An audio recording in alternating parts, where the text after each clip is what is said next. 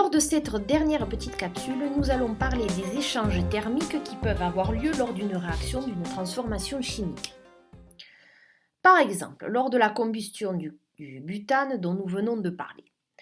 Le système chimique, lui, va dégager de la chaleur, va libérer de la chaleur.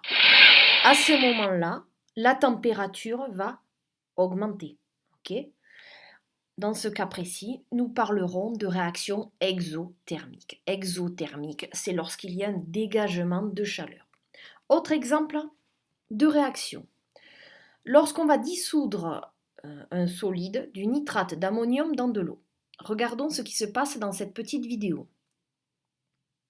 On a du nitrate d'ammonium dans le bécher et on va venir ajouter de l'eau pour le dissoudre. Au départ, on a une température initiale de 22 degrés.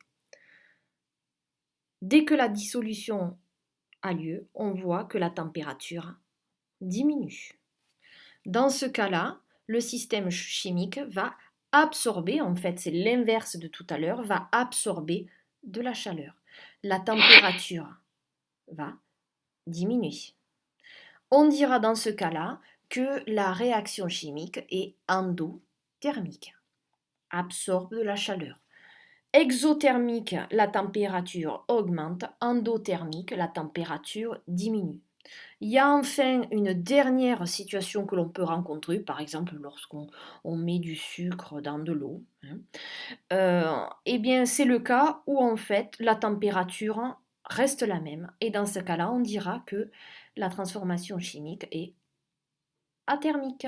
Voilà, c'est terminé pour ce chapitre. À bientôt.